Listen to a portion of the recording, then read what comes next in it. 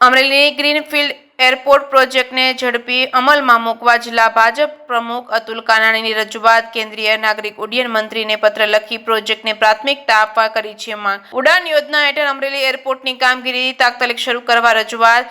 2 વર્ષ પહેલા feasibility report અને ટેકનિકલ સર્વે પૂર્ણ થતાં કામગીરી શરૂ ન થતાં વ્યક્ત કરી હતી ચિંતા। એરપોર્ટથી વેપાર અને ઉદ્યોગ, કૃષિ, પર્યટન અને રોજગારીને મળશે નવી દિશા તેવું અતુલ કાનાણીએ જણાવ્યું હતું। અમરેલી જિલ્લાના સર્વાંગી વિકાસ માટે એરપોર્ટ પ્રોજેક્ટ ઝડપથી અમલમાં મૂકવાની માંગ કરી છે। અતુલ કાનાણી, પ્રમુખ અમરેલી જિલ્લા ભારતીય જનતા પક્ષ।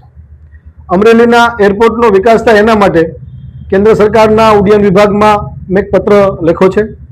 એમના મંત્રી શ્રી કિંજરાપુ રામમોહન નાયડુ એમને એક વિધિવત રીતે વ્યવસ્થિત જાણકારી સાથેનો પત્ર મેં એમને સબમિટ કર્યો છે। અગાઉ પણ પત્ર લખ્યો હતો, જેના કારણે એરપોર્ટનું સર્વે અને ડેવલપિંગ માટેના જે મુદ્દાઓ બાકી હતા એમનું પણ સર્વે થઈ ચૂક્યું છે અને આ પ્રક્રિયા ઝડપથી થાય એના માટે ફરી વખત મેં આવતીકાલે પત્ર લખ્યો છે અને અમરેલીનું એરપોર્ટ સારી રીતે ડેવલપ થાય, એનો રનવે જે અત્યારે રનવે છે ટૂંકો છે, એ રનવે મોટો બનાવવામાં આવે, ફરતી બાજુ ગ્રીનફિલ્ડ એટલે કે વૃક્ષારોપણ થાય અને મોટી દિવાલ બનાવવામાં આવે, એક સારું અદ્યતન બિલ્ડિંગ બનાવવામાં આવે।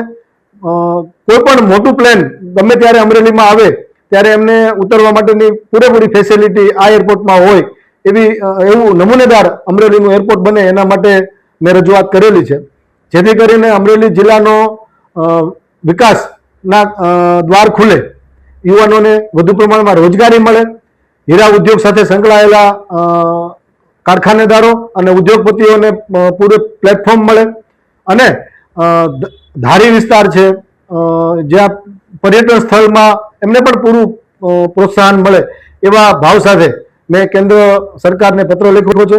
ગુજરાત સરકારના મુખ્યમંત્રીશ્રીને પણ અને નાયબ મુખ્યમંત્રીશ્રીને પણ રજૂઆત કરીને અમરેલીનું એરપોર્ટ સારું અને સુવિધાવાળું બને એના માટે રજૂઆત કરેલી છે।